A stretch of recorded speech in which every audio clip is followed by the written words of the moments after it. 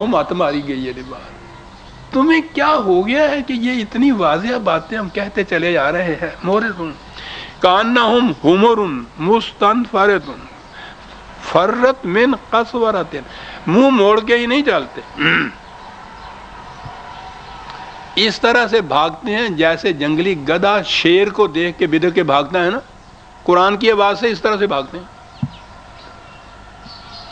آج بھی عزیزان من قرآن سب چھوڑ کر الگ آپ جتنی جی چاہے فسانہ ترازیوں واضح نصیحتیں تذکرے کرتے چلے جائیے، بڑی خوشنودی سے سنتے چلے جائیں گے. قرآن کی آواز آئی اور اس کے بعد یہ بھاگے، برداشت ہی نہیں کر سکتے. خدا نے کہا ہوا ہے کہ جب قرآن میں اے رسول تو خدائے واحد کا ذکر کرتا ہے تو ان کی کیفیت یہ ہے جیسے موت پڑ جاتی ہے، جب تو اس کے ساتھ اوروں کا ذکر کرتا ہے تو کھلکھلا کے ہنستے ہیں، واہ سبحان اللہ، کیا بات جناب، شیخ جیلانی کی بات ہے نا جی. قرآن فرت من قسورۃ، شیر سے ڈر کے کہا یہ کیوں یہ سب کچھ کرتے ہیں؟ عزیزان من ایک اور آیت آ گئی. یہ نظام سرمایہ داری جو ہے وہ کیا نظام ہوتا ہے؟ ہر فرد اپنی ذات کے لیے وہ سب کچھ کرتا ہے، انفرادیت ہوتی ہے اس میں، انڈیویجول انٹرسٹ اس کے اندر ہوتا ہے فرد کا، اجتماعی انٹرسٹ نہیں اس کو ہوتا، انسانیت کا مفاد نہیں ہوتا. انسانیت کا مفاد ہے نظام ربوبیت. اسی لیے پہلی چیز جو حمد ہے خدا کی وہ رب العالمین ہونے کی وجہ سے ہے. عالمین کی ربوبیت جو ہے، انسانیت کی ربوبیت جو ہے، یہ ہے صحیح نظام انسانیت کا. اور انفرادی ایک فرد کی ہو یا اپنے صرف گروہ کی ہو، اپنی جماعت کی ہو، اپنی قوم کی ہو، یہ انسانیت میں سے انفرادیت آ جائے گی. اور نظام سرمایہ داری تو اس میں بدترین ہوتا ہے، ہر فرد کا اپنا ہوتا ہے انتظام، انڈیویجول انٹرسٹ اس کو کہتے ہیں. فرد اپنا انٹرسٹ اس میں صرف دیکھتا ہے، سود خود بیند نہ بیند سود غیر، یہ ہوتا ہے نظام سرمایہ داری. کہا کہ یہ کیوں یہ بھاگتے ہیں اس قرآن کی آواز سے؟ اس لیے بل یرید کل، معاف رکھیے، امرئ منہم ان یؤتی صحفا منشرۃ، ان میں ہر ایک یہ چاہتا ہے کہ یہ اجتماعی بات نہ کرو، ہر فرد کا اپنا اپنا ایک پروگرام ہونا، منشور اس کا اپنا ہونا چاہیے، صرف انڈیویجول کا انٹرسٹ ہونا چاہیے، یہ چاہتے ہیں. اور یہ نظام کلی منفعت چاہتا ہے انسانیت کی. یمکث فی الارض ما ینفع الناس، قرآن نے کہا ہے جو عمل جو نظام پوری انسانیت کی منفعت کے لیے ہوگا اسی کے حصے میں بقا آئے گی. اور یہ اس کے مقابلے میں چاہتے ہیں کہ ہر فرد چاہتا ہے کہ الگ الگ میرے لیے انڈیویجول میرے لیے پروگرام ہونا چاہیے. یہ ہے جو کلا، ہرگز ایسا نہیں ہوگا، یہ نظام نہیں پنپ سکے گا. بل لا یخافون الآخرۃ، اصل میں یہ ہے کہ یہ خدا کے قانون مکافات عمل سے ڈرتے نہیں ہیں کہ اس غلط نظام کا جس میں ہر فرد دوسرے کی محنت کو چھین جھپٹ کر اپنے پاس لے جائے اور قانون جو ہے اس کو جائز قرار دے دے، اس کے انجام میں جو تباہی آنے والی ہے یہ اس سے ڈرتے نہیں ہیں. کلا انہ تذکرۃ، جو ہم کہہ رہے ہیں وہ تو ایک منشور نصیحت ہے، موعظت ہے، وارننگ ہے. فمن شاء ذکرہ، جس کا جی چاہے اس سے نصیحت حاصل کر لے. یہاں ڈنڈے کے زور سے تو یہ منایا نہیں جا سکتا، جس کا جی چاہے اس سے.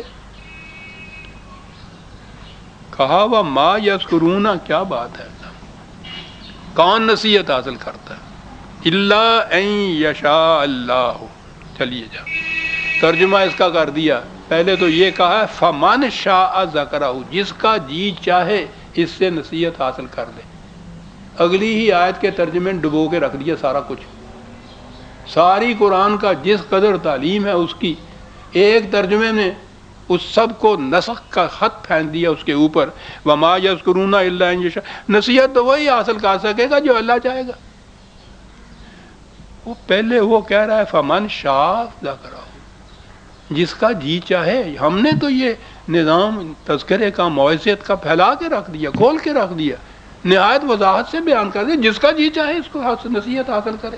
اور آگے جو یہ بات کہی جائے کہ صاحب لیکن نصیحت تو وہی حاصل کرے گا نا جو جس کے لیے اللہ چاہے گا کہ وہ نصیحت حاصل کرے، اور جس کے لیے وہی نہیں چاہے گا تو وہ کرے گا کیسے؟ وہ کہتا ہے جس کا جی چاہے کرے، اور اس کے بعد کہتا ہے کہ وہ تو قاری ہو سکتا ہے جس کو ہم چاہیں گے کہ دیں، تم قاری نہیں سکتے. یشاء اللہ. اس یشاء والے کے ترجمے نے پورے قرآن کی جتنی بھی تعلیم تھی عزیزہ نمان اس کو نسخ کر منسوخ کر کے رکھ دی. میں آگے چل کے بتاؤں گا آپ احباب کو کہاں یہ بات آتی ہے. ان آیات میں میں یہ مشیت کا قانون جو ہے ذرا وضاحت سے بیان کروں گا. صرف ایک دو تین شیخ صاحب ہیں 2-4 منٹ. اچھا جی، ایک آدھ مقام کے اوپر ہی میں یہ 74 ہے یہ. ہاں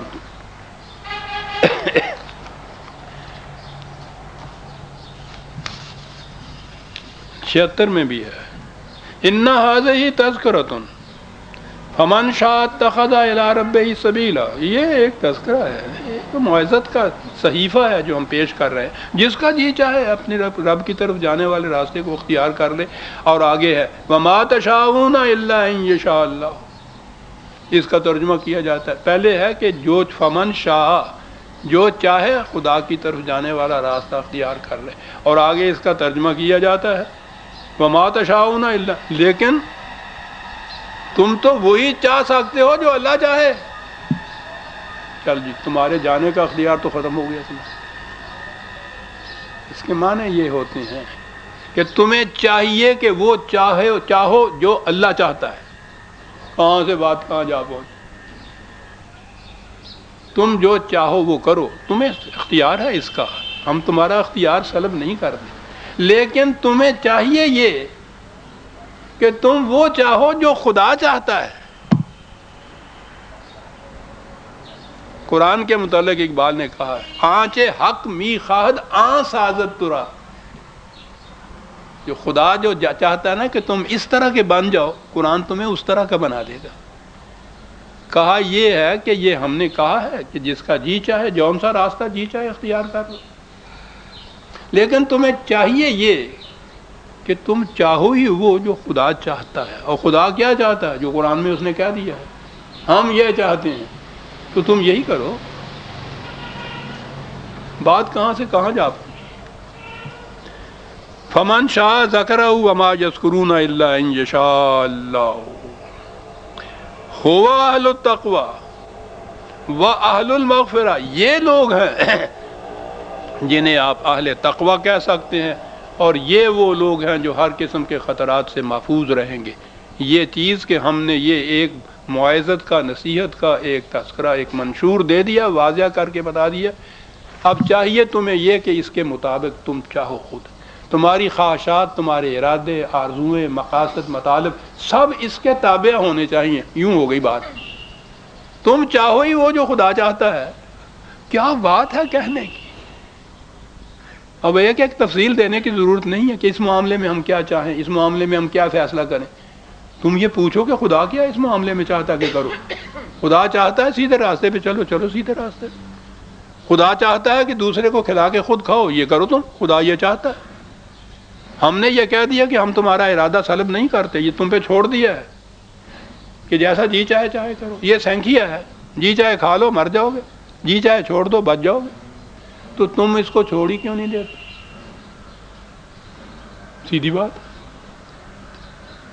تو یہ منشور ہے، تمہارے اختیار کو ہم سلب نہیں کرتے. تمہارا جی چاہے اختیار کرو، جی چاہے نہ اختیار کرو. لیکن تمہیں چاہیے یہ کہ تم یہ چاہو جو قرآن چاہتا ہے. اس طرح سے تم اہل تقوی ہو جاؤ گے، اس طرح سے تم اہل مغفرت ہو جاؤ گے. سورہ المدثر کی آخری آیت یہ آ گئی. عزیزان من، آئندہ ہم سورہ القیامہ لیں گے، 75ویں سورت. ربنا تقبل منا انک انت